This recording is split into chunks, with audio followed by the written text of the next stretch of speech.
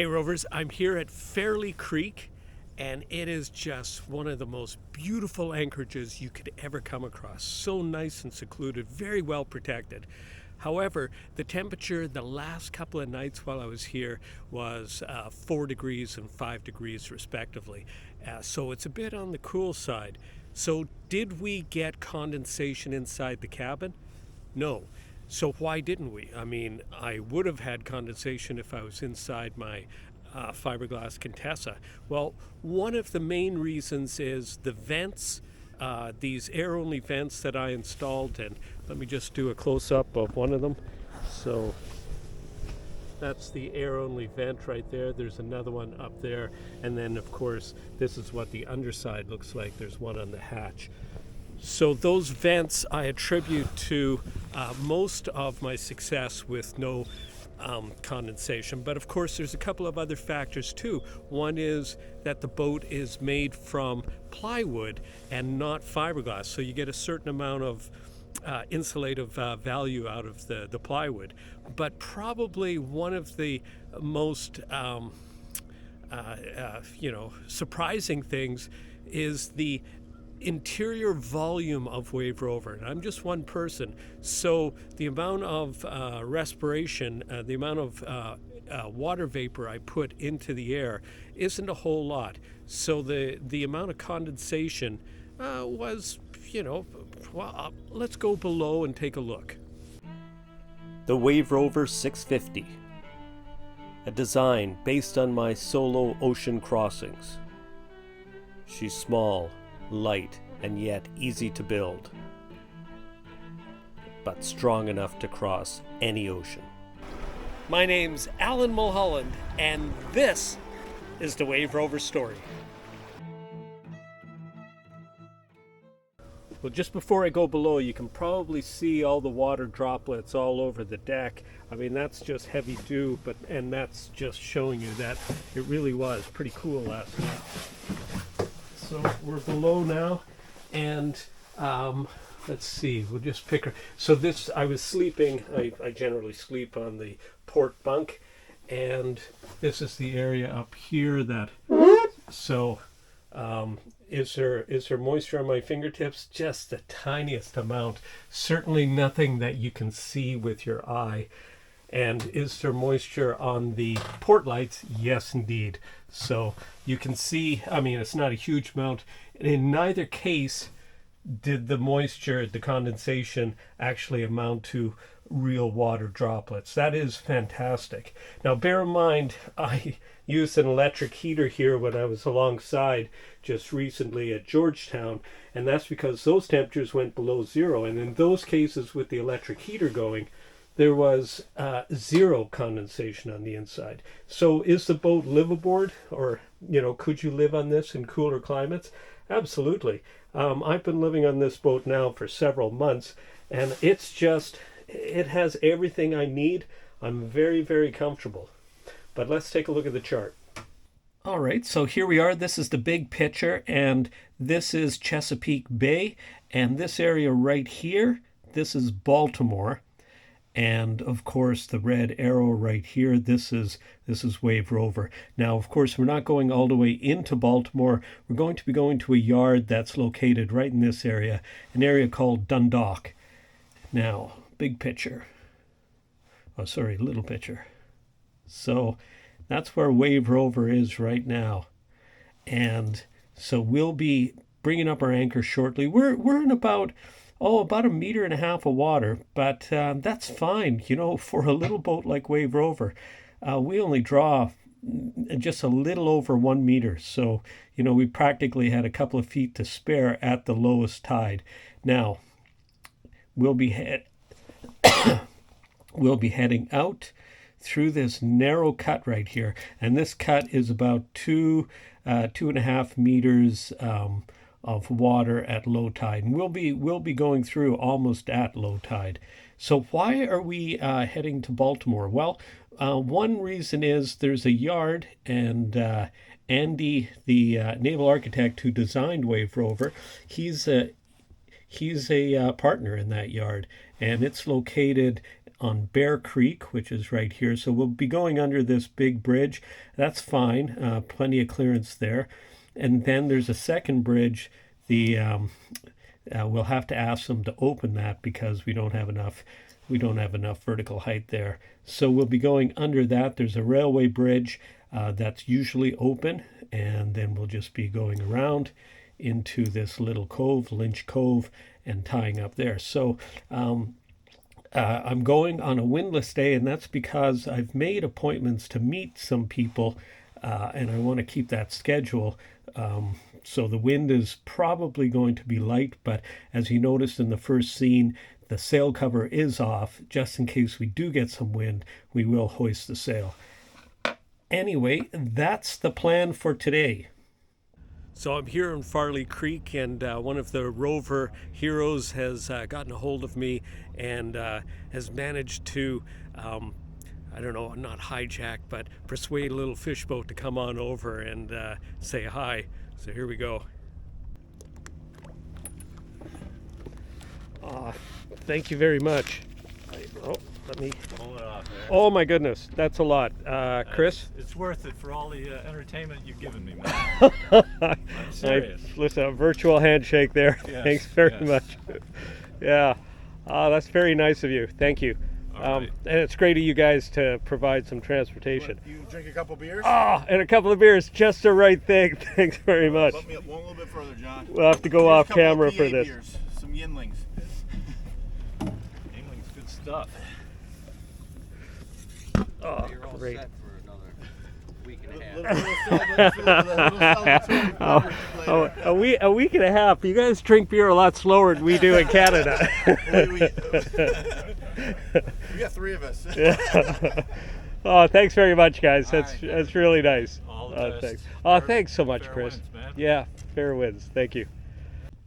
So just before I weigh anchor and get underway, I just want to show you that I've got our fenders and our mooring lines all set up on the starboard side because we believe we'll be going starboard side too. I've wiped off the seats to get some of the heavy dew off. I've fueled up our tank. That's 12 liters, so that's I believe like 3 gallons more or less ready to go in the day tank, and I've got a further about 15 liters in reserve here. I'm estimating that I'll probably only go through maybe a gallon and a half to get to Baltimore. All right, time to flash up the engine and weigh anchor.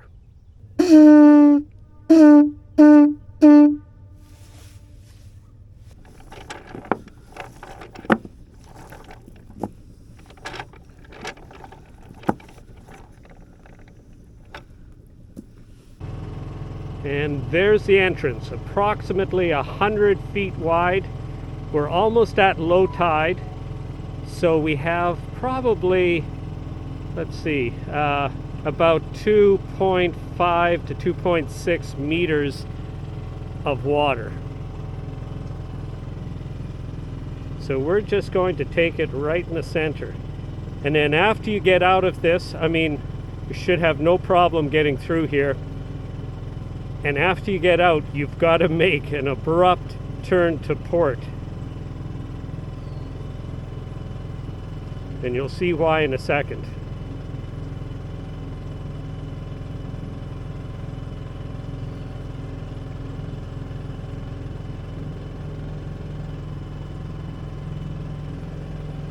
You almost feel like you can reach out and touch the shore on both sides. Jellyfish Joe's.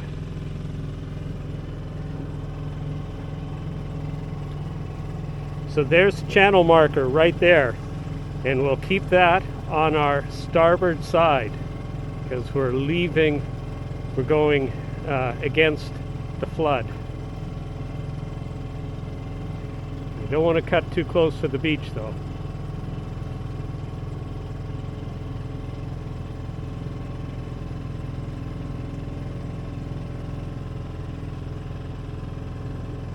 And again, by staying close to these channel markers and keep them close on the starboard side, you've got over 2.5. Well, actually, I'm not 100% sure. It's between It's between 2 and 2.5 meters of water. So call it 7 feet.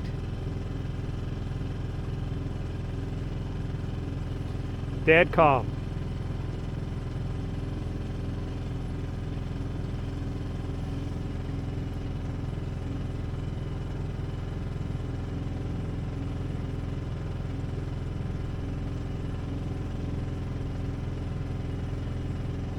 Well, being that our top speed is about 6 knots, I think we can in fact increase speed at this point. So this is what the other side of the anchorage looks like from me, north of where Wave Rover was. It's probably only 3 or 4 feet above the water. Well, you've got to keep an eye out for these. They're all over the place. I believe they're crab traps. There's another one just over there, and another one just up here. We just don't want to get them caught in our engine. Another one over there, and then there's a whole bunch of them that I can see just in the distance.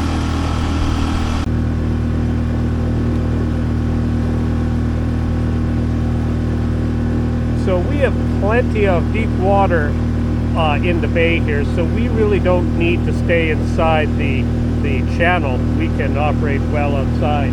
And part of my reasoning for that was I didn't really want to get in the way of deep sea traffic that was using the channel. But another part of my reasoning was to travel on a Sunday when I sort of anticipate that the amount of use of the channel will be pretty low anyway. And finally, the most direct course we can take to Baltimore actually slices across the channel like I'm doing right now.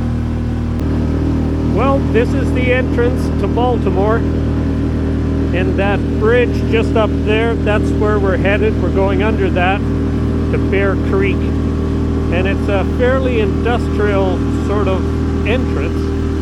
Although we've got some residential over there and a really cool building, and I've got no idea what it is. It's very well marked along here. There's also a lot of crab pots, but they're actually outside the channel. It's the I-95 bridge.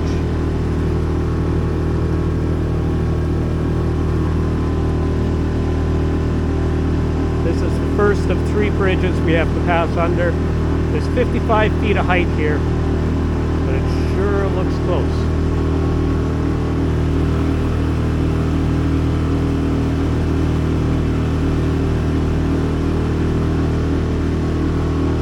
Our next bridge is the Bear Creek Bridge, and it's a drawbridge, and we're going to have to request that to be opened. Bear Creek Bridge, Bear Creek Bridge, Bear Creek Bridge. This is the sailing vessel Wave Rover, Wave Rover, Wave Rover on 1-3, over. Nothing heard on 1-3, Wave Rover, over. Bear Creek Bridge Control, Bear Creek Bridge Control. This is the sailing vessel Wave Rover on 1-6, over.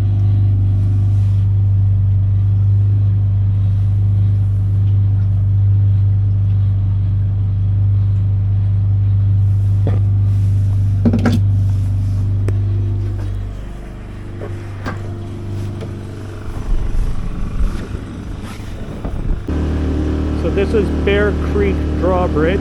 I've tried to raise them on 13, on 16, and I got no response. I tried calling the number. I got no response. Then I tried again about 5 minutes later after doing a couple of circles. Turned out that the operator had to take a bathroom break. Very interesting.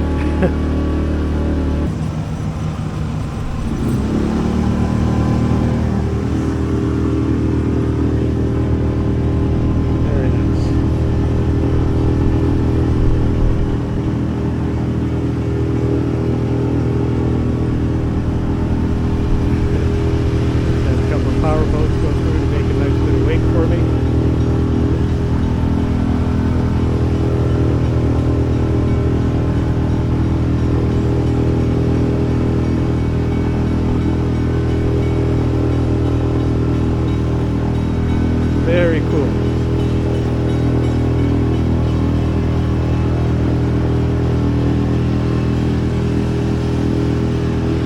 Now our next evolution is to get through the railroad.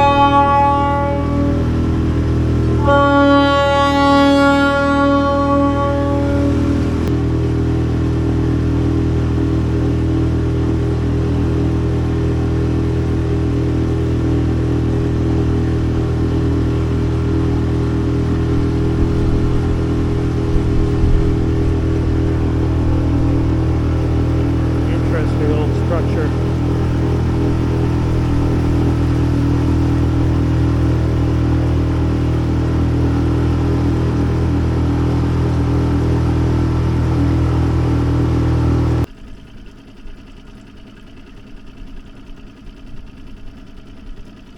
Oh, yeah, okay.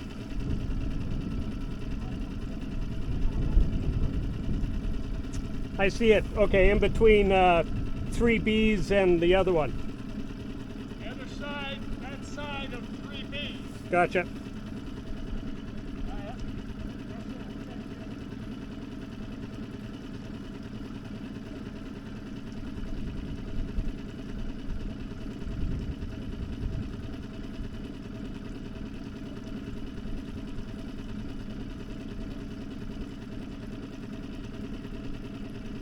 Hey, Russell.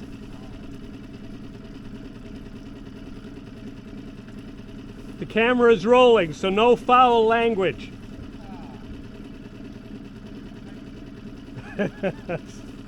Just kidding.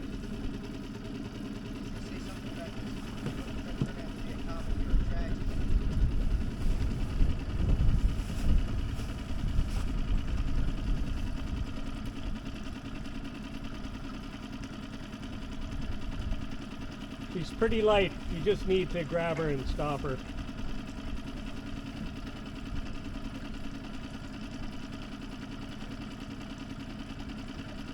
Well, that was a worry when I couldn't raise the bridge on VHF. Yeah. I'll get us closer. Is this your spring line here? Yeah. Got the suitcase line. Good. Thank you very much. Good.